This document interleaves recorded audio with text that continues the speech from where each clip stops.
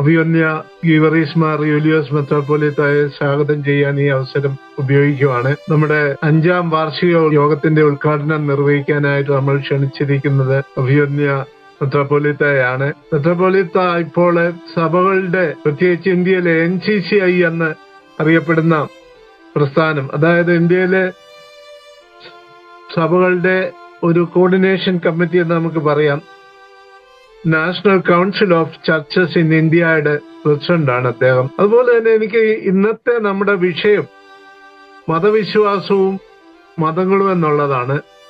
ആ വിഷയത്തിനെ പറ്റിയും അഭിവന്യ മെത്രാപ്പോലീത്തായ്ക്ക് ഒരു പ്രസക്തിയുണ്ട്. കാരണം അദ്ദേഹത്തിന്റെ PhD തിയോളജി ഓഫ് റിലിജിയൻസ് എന്ന് പറഞ്ഞ വിഷയത്തെ ആസ്പദമാക്കിയാണ്. ഇതുകൂടാതെ ഇന്ന് ഇന്ത്യയിലെ പലവിധമായ പ്രസ്ഥാനങ്ങൾക്ക് അഭിവന്യ മെത്രാപ്പോലീത്ത നേതൃത്വം നൽകുന്നുണ്ട്. ഹെൻറി മാർട്ടിൻ ഇൻസ്റ്റിറ്റ്യൂട്ട് ഹൈദരാബാദ് അതിന്റെ ചെയർമാനാണ്. സെറാംപൂർ കോളേജിലെ സീനിയർ പ്രൊഫസറാണ്. മാർട്ടിൻ ലൂതർ ക്രിസ്ത്യൻ യൂണിവേഴ്സിറ്റിയുടെ റിസർച്ച് ഗൈഡാണ്. OCYMന്റെ പ്രസിഡന്റാണ്. ജർമ്മനിയിലെ association of professors and research scholars for the study of religion and ഫിലോസഫിയുടെ 2002 മുതലുള്ള അംഗം കൂടിയാണ്. അതുകൂടാതെ നല്ലൊരു എഴുത്തുകാരനാണ്. 10ലധികം പുസ്തകങ്ങൾ പബ്ലിഷ് ചെയ്തിട്ടുണ്ട്. അതിനകത്ത് തത്വചിന്ത, ഭാഷ, മതചിന്ത എന്നിവയൊക്കെ ഉൾപ്പെടുന്ന പുസ്തകങ്ങളെ പ്രസിദ്ധീകരിച്ചിട്ടുണ്ട്. PhD ആണെങ്കിൽ ജർമ്മനിയിലെ എർൽഗൻ യൂണിവേഴ്സിറ്റിയിൽ നിന്നാണ് തിയോളജി ഓഫ് റിലിജിയൻസിൽ PhD കരസ്ഥമാക്കി. അതിനുശേഷം യൂണിവേഴ്സിറ്റി ഓഫ് ഷിക്കാഗോയിൽ നിന്ന് അതിന്റെ പോസ്റ്റ് ഡോക്ടറൽ ഗവേഷണവും പൂർത്തിയാക്കിയതാണ് അഭിവന്യ മെത്രാപ്പോലീത്ത. പല ഭാഷകളിൽ നല്ല പ്രാവീണ്യമുള്ള വ്യക്തിയാണ്. പ്രത്യേകിച്ച് ജർമ്മൻ ഭാഷയിൽ നല്ല പ്രാവീണ്യമുണ്ട്. സംസ്കൃതം, ലാറ്റിന്, ഗ്രീക്ക്, ഹീബ്രു തുടങ്ങിയ ഭാഷകളിൽ ഡിപ്ലോമ പാസ്സായിട്ടുണ്ട്. 2010 മെയ് 12 മലങ്കര ഓർത്തഡോക്സ് സുറിയാനി സഭയുടെ മെത്രാപ്പോലീത്തയായിട്ട് അഭിഷേകം ചെയ്യപ്പെട്ടത്. അന്നു മുതൽ 2022 വരെ അഹമ്മദാബാദ് ഭദ്രാസനത്തിന്റെ മെത്രാപ്പോലീത്തയായിരുന്നു. തുടർന്നാണ് കുന്നംകുളം ഭദ്രാസനത്തിന്റെ ചുമതലയിൽ പ്രവേശിച്ചിരിക്കുന്നത്. അഭിവന്യ മെത്രാപ്പോലീത്തയുടെ സ്വദേശം കുന്നംകുളത്ത് തന്നെയാണ്. ഈ സമയം ഇന്നത്തെ ഈ യോഗത്തിലേക്ക് അഭിവന്യ മെത്രാപ്പോലീത്തയെ ഞാൻ സ്വാഗതം ചെയ്തുകൊള്ളുന്നു. ഇവിടെ കൂടി വന്നിരിക്കുന്ന ഏവരെയും ലൈറ്റഡ് ടു ലൈറ്റഡ് മർത്തോമ സ്റ്റഡി ഫോറത്തിന്റെ പേരിൽ ഞാൻ സ്വാഗതം ചെയ്തുകൊള്ളുന്നു. ഇന്നത്തെ ഈ 5ാം വാർഷിക പ്രോഗ്രാം ഉദ്ഘാടനം ചെയ്യുവാനായിട്ട് അഭിവന്യ ഡോക്ടർ ഗീവറീസ് മാർ യൂലിയോസ് മെത്രാപ്പോലീത്തയെ ഇപ്പോൾ സന്തോഷപൂർവ്വം സ്വാഗതം ചെയ്തുകൊള്ളുന്നു. ദൈവതിരുനാമം മഹത്വപ്പെടുമാറാകട്ടെ. എന്നെ കേൾക്കുന്ന പ്രിയപ്പെട്ട ഏവരുമേ, ക്രിസ്തുവിന്റെ ധന്യനാമത്തിൽ എല്ലാവർക്കും നമസ്കാരം. പ്രത്യേകിച്ച് ഇതിന്റെ അഡ്മിനായിട്ട് പ്രവർത്തിക്കുന്നവരെ, അതുപോലെ സ്വാഗതം ആശംസിച്ച ശ്രീ ബിൽസൺ കരിമ്പാനൂർ, അതുപോലെ തന്നെ മാത്യു ടി തോമസ് MLA അവറുകൾ, അദ്ദേഹത്തെ പലപ്പോഴും കാണാൻ സാധിച്ചിട്ടുണ്ട്. ഇന്ന് അദ്ദേഹത്തിൽ നിന്ന് കേൾക്കാം എന്നുകൂടെ തീർച്ചയായിട്ടും ചിന്തിക്കുന്നു. ഒരുപാട് കാര്യങ്ങൾ പറയാനുള്ളൊരു സമയം ഒരുപക്ഷെ ഇപ്പോൾ കാണുകയില്ലല്ലോ. ആദ്യമേ ഈ 252 എപ്പിസോഡുകൾ പിന്നിട്ട 5 വർഷം പൂർത്തീകരിച്ച ലൈറ്റഡ് ടു ലൈറ്റൺ സ്റ്റഡി ഫോറത്തിന് എന്റെ പ്രവർത്തകർക്ക് എല്ലാ ആശംസകളും നേരുന്നു. പല വിഷയങ്ങൾ, കാലിക പ്രസക്തമായതുകൾ, അങ്ങനെ വിവിധ കാര്യങ്ങൾ വിശ്വാസത്തിൽ അധിഷ്ഠിതമായി ആഴത്തിൽ ചിന്തിക്കുവാനും പഠിക്കുവാനും നിങ്ങൾക്കിടയായി. എന്നെ അത്ഭുതപ്പെടുത്തുന്നത് 5 വർഷം ആയിട്ടും അതിൻ്റെ ഉൽപ്പതിഷ്ണുത്വം അല്പം പോലും വിട്ടുപോകാതെ, സാധാരണ മലയാളിയുടെ ഒരു സ്വഭാവം എന്ന് പറയുന്നത് നമ്മളൊക്കെ ഒരു ആരംഭശൂരത്വം ഉള്ളവരാണ്. കുറച്ച് കഴിയുമ്പോൾ മെല്ലെ മെല്ലെ അതിൽ നിന്ന് പിന്മാറും. ഇത്രയും ശ്രേഷ്ഠ വൈദികരും വിശ്വാസികളും അതുപോലെ തന്നെ ഈ സബ്ജക്റ്റിൽ താല്പര്യമുള്ളവരും പങ്കെടുക്കുന്നു എന്നുള്ളത് നമ്പർ ഞാൻ പറയേണ്ട ആവശ്യമില്ല. പക്ഷെ ഞാൻ നോക്കിയപ്പോൾ ഒരുപാട് പേരെ ഇവിടെ ലോഗിൻ ചെയ്തിട്ടുണ്ട്. അത് തന്നെ വലിയ ഒരു ആശ്വാസകരമായ ഒരു സംഭവമാണ്.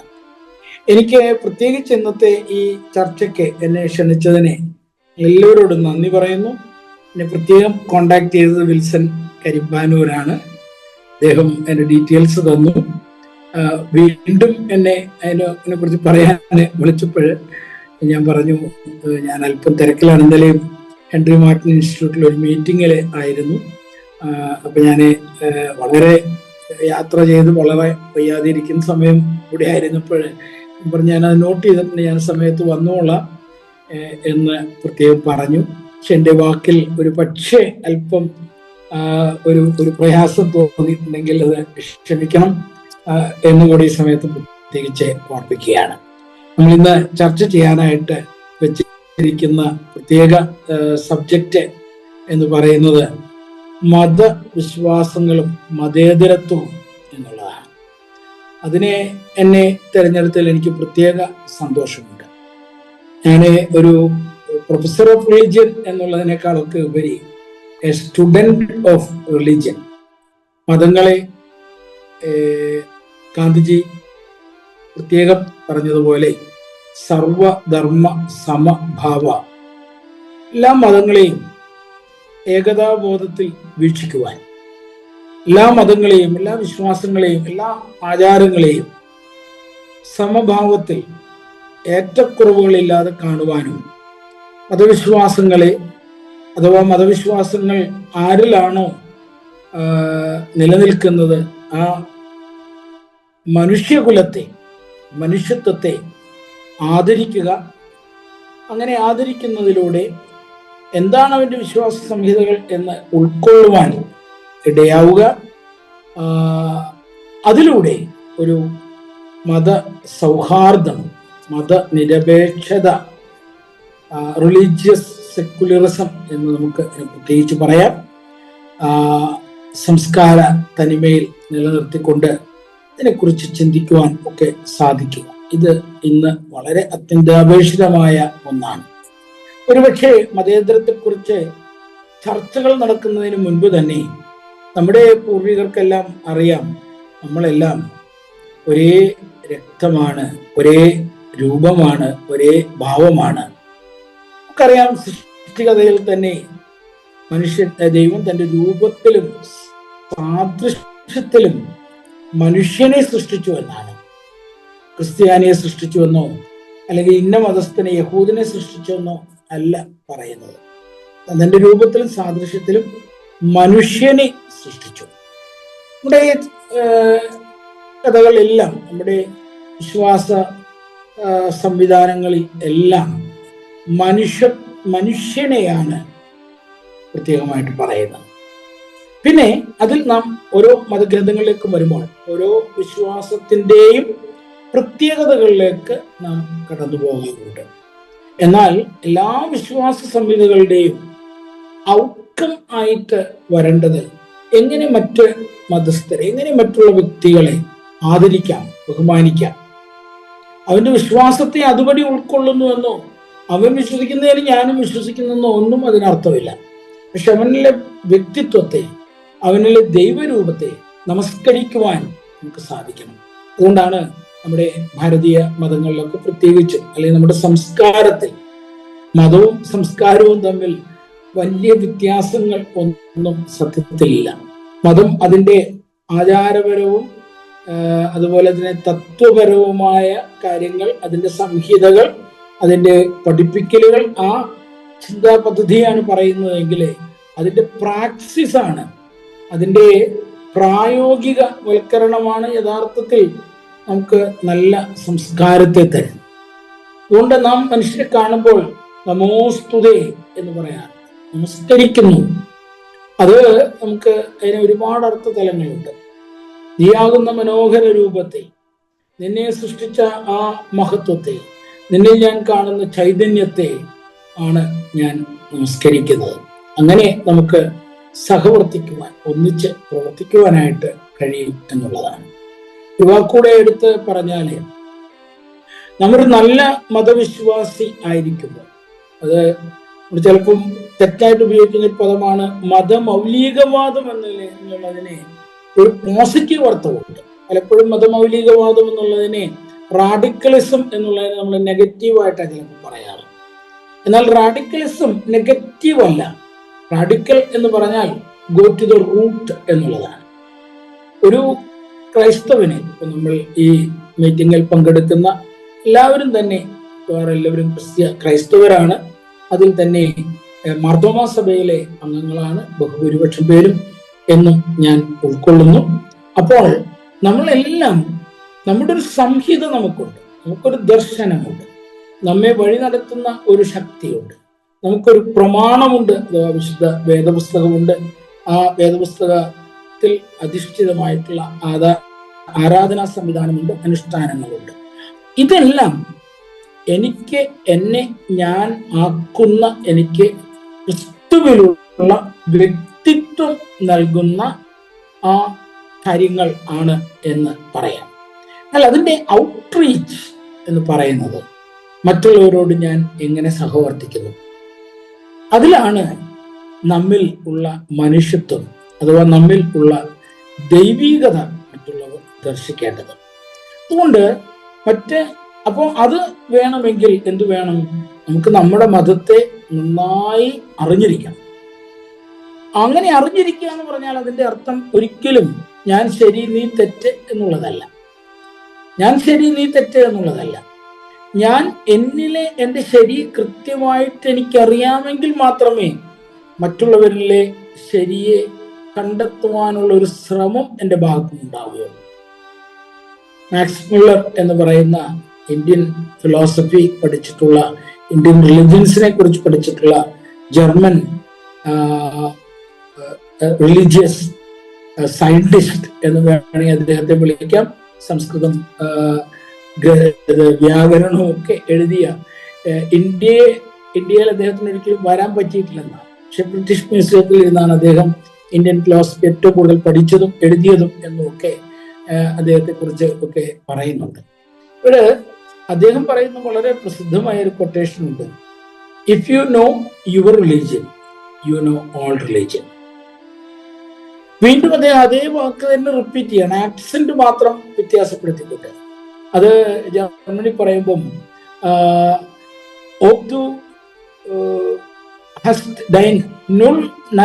റിലീജിയൻ, അതായത് നിനക്ക് നിന്റെ മതം മാത്രമേ അറിയുള്ളൂ എങ്കിൽ നിനക്കൊന്നും അറിയില്ല.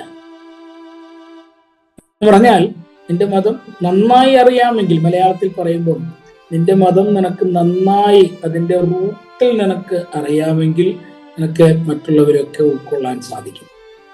എന്നാൽ നീ ഒരു പക്ഷേ ഈ കുതിരയ്ക്ക് മുഖപ്പ് വെച്ചിരിക്കുന്ന പോലെ നിന്റെ മതം മാത്രമേ നിനക്കറിയുള്ളൂ, വേറെ ഒന്നും നിനക്കറിയില്ല എങ്കിൽ വേറെ ഒന്നിനെയും ബഹുമാനിക്കാനോ ആദരിക്കാനോ അതിലുള്ള നന്മകൾ പ്രകാശം കണ്ടെത്താനോ ഒന്നും നമുക്ക് സാധിക്കാതെ പോയി എന്ന് വരും.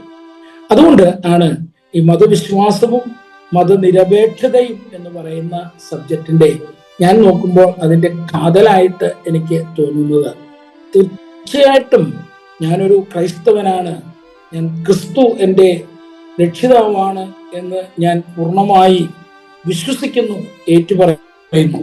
അത് പറയുമ്പോൾ തന്നെ മറ്റ് മതങ്ങളെ, മറ്റ് സംഹിതകളെ ആദരിക്കുവാൻ. ഇപ്പോഴേ കർക്കിടക മാസം എന്ന് പറയും, രാമായണ മാസം എന്ന് പറയും. ഞാനും ഈ മാസത്തിൽ, ഈ മാസമേ വായിക്കാവൂ എന്ന് നിർബന്ധമില്ലെങ്കിലും ഈ മാസത്തിൽ രാമായണ അനുബന്ധികളായ പല പുസ്തകങ്ങൾ, രാമായണം നേരിട്ട് വായിച്ചാൽ അധികമൊന്നും മനസ്സിലാകുകയില്ലെങ്കിലും രാമായണ കഥകൾ, മഹാഭാരത കഥകൾ, പുരാണങ്ങൾ, ദർശനങ്ങൾ, അതുപോലെ തന്നെ ഇസ്ലാമിക ദർശനങ്ങൾ, ഇതൊക്കെ വായിക്കുവാൻ, ബൗദ്ധ ദർശനങ്ങൾ, ഇതൊക്കെ വായിക്കുവാൻ ശ്രമിക്കാറുണ്ട്. കാരണം അതൊക്കെ വായിക്കുമ്പോൾ എന്നിൽ ഉള്ള ക്രിസ്തു വെളിച്ചം കൂടുതൽ അത് രുദ്ധമൂലമാകുന്ന ഒരു അനുഭവം പലപ്പോഴും ഉണ്ടാകാറുണ്ട്. അതിനെക്കുറിച്ച് ഇവിടെ പരാമർശിച്ചപ്പോൾ മതപഠനത്തിൽ പ്രത്യേകിച്ച് എനിക്ക് പഠിക്കുവാൻ ഇടയായതും ഈ ഒരു പശ്ചാത്തലത്തിൽ നിന്നും മെസ്സേജ് ഓഫ് റിലിജിയൻസ് എന്ന ഒരു ഗ്രന്ഥം, പ്രത്യേകിച്ച് അതാണ് ഈ കോണ്ടസ്റ്റിൽ പറയുവാനുള്ളത്. മറ്റു ഗ്രന്ഥങ്ങളെ കുറിച്ചൊന്നും പറയുന്നില്ല. അത് സെന്റ് ജോസഫ് സെറാബൂരിന്റെ ടെക്സ്റ്റ് ബുക്ക് ആയിട്ട് അവർ എടുത്തിട്ടുണ്ട്. BD സ്റ്റുഡൻസ് ഇത് കഴിഞ്ഞ 98 മുതൽ പഠിക്കുന്ന ഒരു 1998 മുതൽ കഴിഞ്ഞ ഒരു 25-27 വർഷമായിട്ട് റെഫർ ചെയ്യുന്ന ഒരു ഗ്രന്ഥമാണ്. അതിലൊക്കെ ഈ ഒരു ദർശനം ഞാൻ എന്നെ മനസ്സിലാക്കുകയും മറ്റുള്ളവരിലേക്ക് എന്നിൽ കാണുന്ന ആ ക്രിസ്തു സ്നേഹത്തെ സന്നിവേശിപ്പിക്കുവാൻ സാധിക്കുകയും, അവൻ ക്രിസ്തുവിൽ വിശ്വസിച്ചോ ഇല്ലയോ എന്നുള്ളതൊക്കെ സെക്കൻഡറിയാണ്. അതിലുപരി എന്നിലൂടെ ക്രിസ്തുവിനെ അവരന് കാണുവാൻ ഇടയാകണം എന്ന് ഉള്ള ഒരു ദർശനത്തിൽ നമുക്ക് മുന്നോട്ട് പോകുമ്പോഴാണ് ഈ പറഞ്ഞതുപോലെ ലൈറ്റഡ് ടു ലൈറ്റൻ എന്നുള്ള, എനിക്ക് ഏറ്റവും മർത്തമസഭയുടെ ആ ഒരു ആപ്തവാക്യം ഞാൻ ഏറെ സ്നേഹിക്കുന്ന ഒരു ആപ്തവാക്യമാണ്. നീ പ്രകാശകനാകുന്നത് മറ്റുള്ളവരെ പ്രകാശിപ്പിക്കുക എന്നുള്ളത്.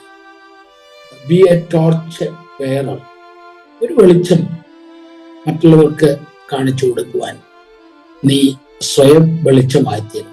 വെളിച്ചമാകണമെങ്കിൽ ചിലപ്പോൾ നീ സ്വയം എരിയേണ്ടി വരും, ത്യാഗം ഉണ്ടാകണം. പ്രകാശിക്കണമെങ്കിൽ നീ കത്തേണ്ടി വരും, ജ്വലിക്കേണ്ടി വരും.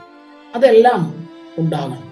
അപ്പോൾ പ്രത്യേകിച്ച് ഈ മതേതര ലോകത്ത് ഈ കാര്യങ്ങൾ ചെയ്യുമ്പോൾ ഒരു പക്ഷെ പലപ്പോഴും നമുക്ക് കല്ലേറൊക്കെ കിട്ടാം. എന്നെ തന്നെ ഒരു പക്ഷെ എന്നെ കൂടുതൽ അറിയാവുന്നവർക്ക് അറിയാം, ഞാൻ ഹിന്ദുവാണെന്ന് പറയുന്നവരുണ്ട്, മുസ്ലിമാണെന്ന് പറയുന്നവരുണ്ട്. കാരണം മറ്റു മതങ്ങളുമായിട്ടുള്ള ഡയലോഗിന് പലപ്പോഴും കൊണ്ടുവരും. എന്നെ ഒരു ക്ഷേത്രത്തിലേക്ക് ഒരു ഡയലോഗിന് ക്ഷണിച്ചാൽ ഞാൻ അവിടെ ചെന്നിട്ട് പുറംതിരിഞ്ഞ് നിൽക്കാനായിട്ട് എനിക്ക് പാടില്ല. അവര് എന്നെ അവിടെ വിളിച്ച് വളരെ ബഹുമാനത്തോടെ എന്നെ അവിടെ ആദരിക്കുമ്പോൾ അവിടെ നാം ഉപ്പുകയോടെ നിൽക്കണം. അതിന്റെ അർത്ഥം ഞാൻ അവിടുത്തെ ദേവനെ പൂജിച്ചു അല്ലെങ്കിൽ പൂജ നടത്തി ബലി കഴിച്ചു എന്നൊന്നുമല്ല. സോഷ്യൽ മീഡിയക്കാർക്ക് അങ്ങനെ പലതൊക്കെ പറയാം. അതുപോലെ തന്നെ പല ഇസ്ലാമിക സംവാദങ്ങളിലും ഒരു ദേവാലയങ്ങളിലും പ്രത്യേകിച്ച് അവരുടെ പെരുന്നാളും ഒക്കെ വരുമ്പോൾ ക്ഷണിക്കുകയും അവിടെ പോവുകയും ഒക്കെ ചെയ്യാറുണ്ട്. അപ്പോഴൊക്കെ അതിന്റെ അർത്ഥം നീ ക്രിസ്തുവിനെ ഉപേക്ഷിച്ചു എന്നോ അല്ലെങ്കിൽ നിന്റെ മതത്തെ ഉപേക്ഷിച്ചു എന്നല്ല, മറിച്ച് നിന്റെ മതം മറ്റുള്ളവരെ ഉൾക്കൊള്ളുവാൻ ഉള്ള നിന്റെ കഴിവിനെ വികസിപ്പിക്കുമ്പോഴാണ് നീ ഒരു മതവിശ്വാസിയാകുന്നത്, നീ ക്രിസ്തുവായിത്തീരുന്നത്. അത് മാത്രമാണ് എനിക്ക് ഈ സമയത്ത് ഓർപ്പിക്കാനുള്ളത്. ഇത്രയും പറഞ്ഞുകൊണ്ട് ഈ 5ാമത്തെ വാർഷികം നടക്കുന്ന ഈ സമയത്ത് ദൈവകൃപ നിങ്ങളോട് കൂടെ ഇരിക്കട്ടെ. ഈ വെബിനാർ നമുക്ക് അതുപോലെ തന്നെ ഈ സാങ്കേതിക വിദ്യയൊക്കെ പ്രത്യേകിച്ച് ഓർത്ത് ദൈവത്തെ മഹത്വപ്പെടുത്തണം. ഇങ്ങനെ ഒരു സാങ്കേതിക വിദ്യയൊക്കെ നമുക്ക് കിട്ടിയെന്ന് പറയുന്നത് അത് വലിയ ഒരു അത്ഭുതമാണ്. അതൊക്കെ പരിശുദ്ധാത്മാവിന്റെ കൃപയാണ്. നമ്മൾ പരിശുദ്ധാത്മാവ് എന്ന് പറയുമ്പോഴും പലപ്പോഴും വിചാരിക്കുന്നത് എന്തോ കുറച്ച് ബഹളം വെച്ചാൽ പരിശുദ്ധാത്മാ, അങ്ങനെയല്ല. ഇന്ന് നടക്കുന്ന എല്ലാ സാങ്കേതിക ഡെവലപ്മെന്റും നമുക്ക് കിട്ടുന്ന എല്ലാ ചികിത്സാ സൗകര്യങ്ങളും നമ്മുടെ സയന്റിഫിക്കലായിട്ട് പല കാര്യങ്ങളും നമുക്ക് കണ്ടെത്താൻ പറ്റുന്നു. അങ്ങനെയുള്ളതിനെല്ലാം അതൊക്കെ ദൈവത്തിന്റെ പരിശുദ്ധാത്മാവിന്റെ വലിയ കൃപയാണ് എന്ന് ഓർപ്പിച്ചുകൊണ്ട് നല്ല മതനിരപേക്ഷത അത് ഈ രാജ്യത്തിന്റെ ആവശ്യമാണ്, നമ്മുടെ ഓരോരുത്തരുടെയും ആവശ്യമാണ്. നമ്മുടെ മനസ്സുകള് കുടിലതയിലേക്ക് പോകാൻ, വികാസം പ്രാപിക്കുവാൻ ഇടയാകട്ടെ എന്ന് ഓർപ്പിച്ചുകൊണ്ട് എന്നെ ക്ഷണിച്ചതിന് പ്രത്യേകം നന്ദി അറിയിച്ചുകൊണ്ട് ഈ 5ാം വാർഷികത്തിൽ ഈ പ്രസ്ഥാനത്തിന് എല്ലാ ആശംസകളും നേരുന്നു. ഇതിന്റെ ഉദ്ഘാടനം എന്നൊക്കെ പറയണമെന്ന് എനിക്കറിയാൻ പാടില്ല. ഉദ്ഘാടനം എന്ന് പറയണമെങ്കിൽ ആ ഉദ്ഘാടന കർമ്മം നിർവഹിക്കുകയും ചെയ്യുന്നു. നീണ്ടുപോയെങ്കിൽ എന്നോട് ക്ഷമിക്കുക. ഞാൻ വീഡിയോയും ഓഡിയോയും ഓഫ് ചെയ്താലും മീറ്റിങ്ങിൽ ഞാൻ പങ്കെടുത്തുകൊള്ളാം. ചർച്ച വരുന്ന സമയത്ത് എന്തെങ്കിലും ചോദ്യങ്ങൾ ഉണ്ടെങ്കിൽ സമയം അനുവദിക്കുന്നെങ്കിൽ ഉത്തരം പറയുകയും ചെയ്തുകൊള്ളാം. ദൈവം അനുഗ്രഹിക്കട്ടെ. Thank you.